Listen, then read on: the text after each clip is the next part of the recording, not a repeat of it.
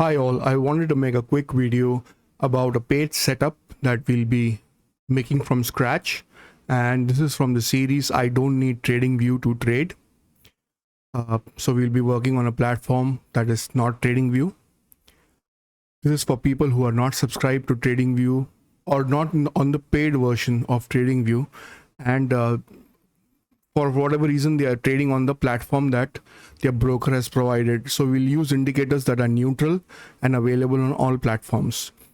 Before I begin, I would like to mention that this is an educational channel. All content over here is for the sake of education. Kindly read the disclaimer that you see on the screen and in the description below. With that said, let's proceed. I'll be using fares today because for some reason I think Dhan is not very good with pivots on screen. Sometimes they appear, sometimes they don't appear. So for that reason, I'll be using fares. But the indicators that I'm going to be using are neutral to all platforms. They are available on all platforms. So you shouldn't have a problem. All right.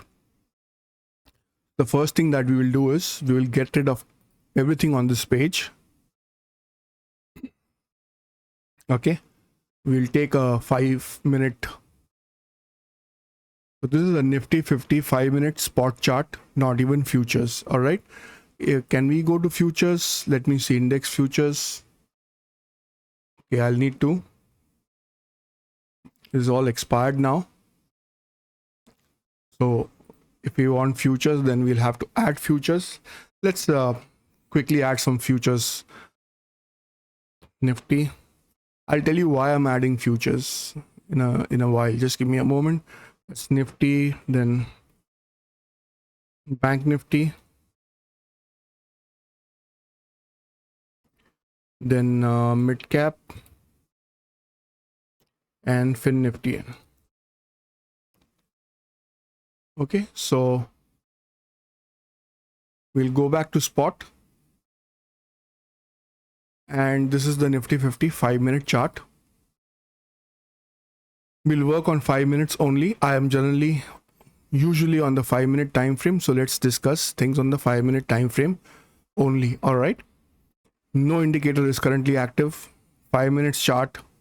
This is how the chart looks. Now let's start adding indicators.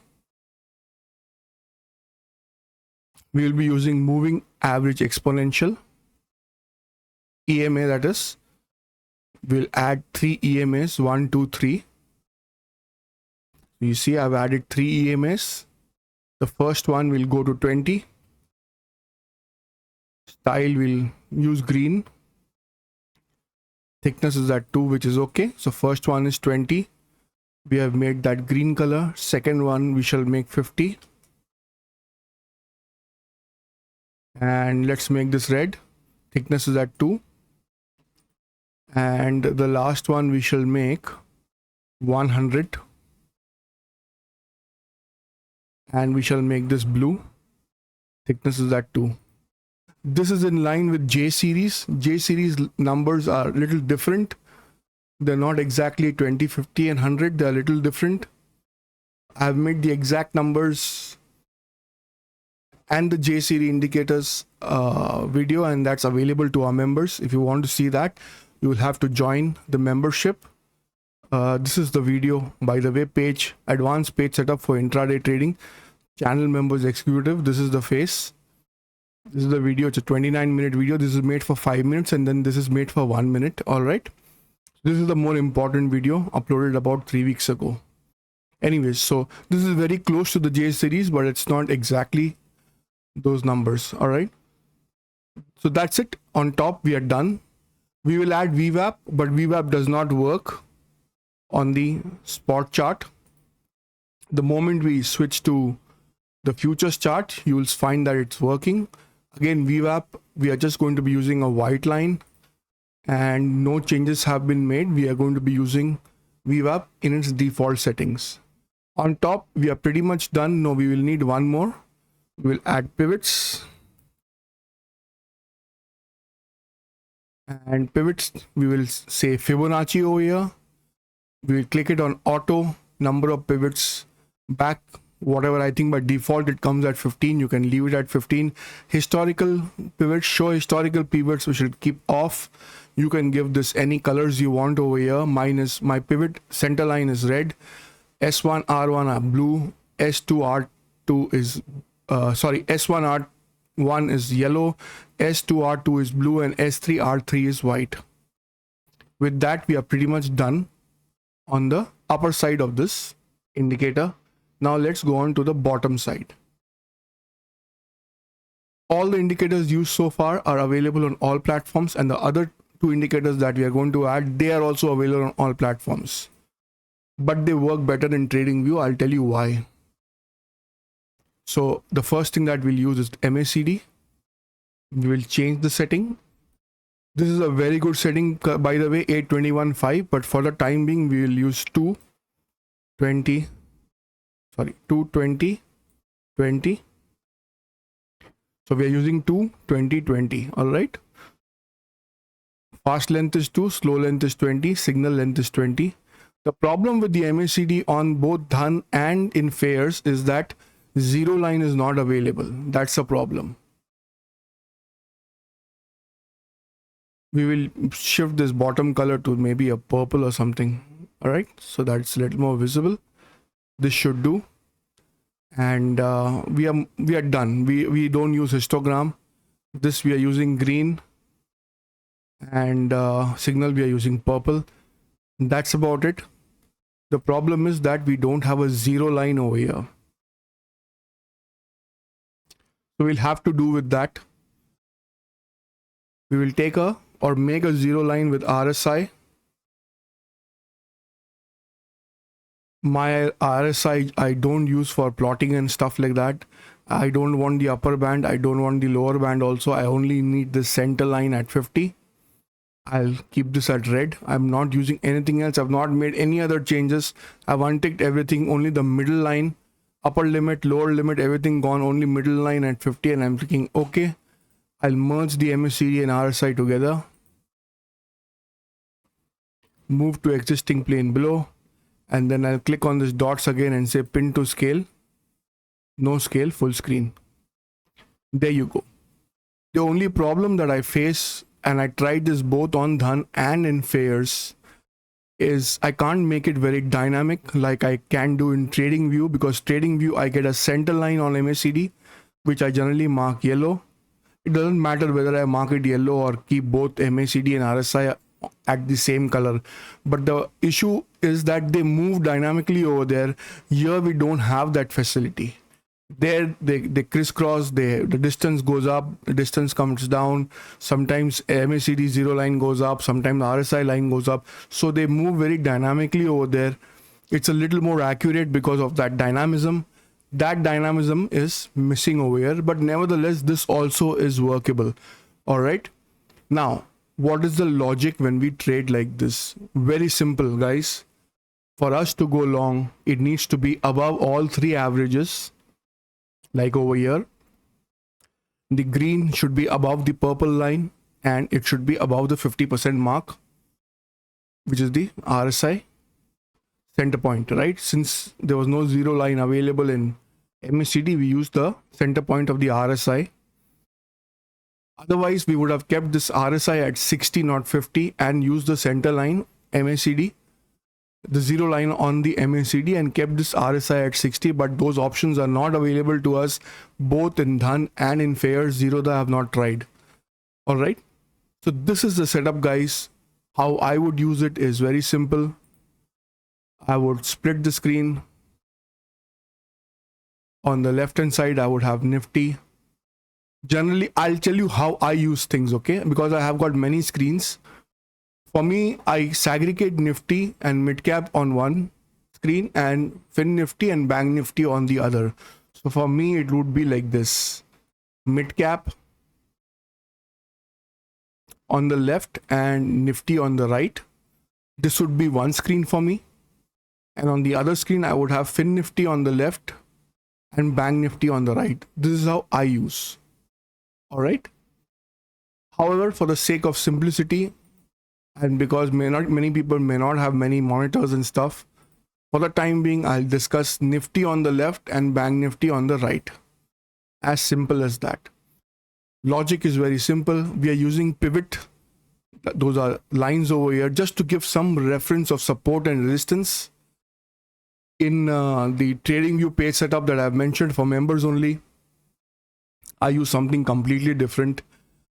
I don't use pivots, but those options are not available on normal trading platform. So over here, we'll use this pivots on Fibonacci. As I mentioned, Fibonacci only shows pivot and then S1, R1, S2, R2, and S3, R3.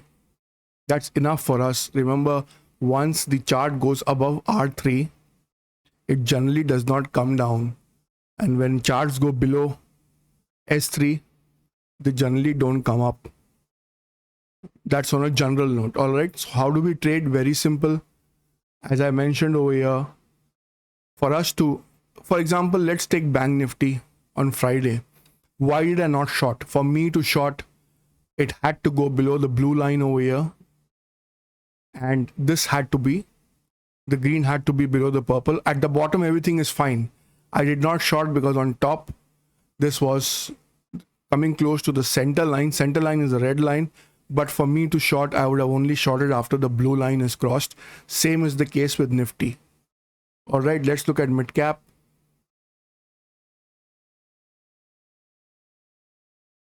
So mid cap also, you see it did not go.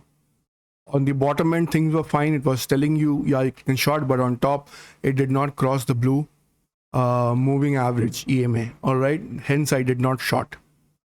Let's go to Fin Nifty. So mid cap and Nifty, let's check once. See, both of them are not crossing. The blue line is not crossed. And over here, if you look at Fin Nifty and Bank Nifty, Fin Nifty on the left and Bank Nifty on the right, again, none of them crossed the blue line. Hence, it was a no shorting day.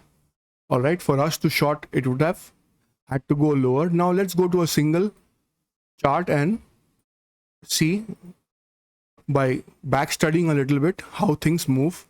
Let's do it for Bank Nifty. All right, so if you see over here, this was a long opportunity yesterday because the green is above the purple, above the 50% mark, and here everything has crossed all three moving averages. So this is a long opportunity over here. All right, this would have been a shorting opportunity had the red line, had the candles gone below the blue, but it did not. Over here, you see, you get one long opportunity over here. It's above all three moving averages.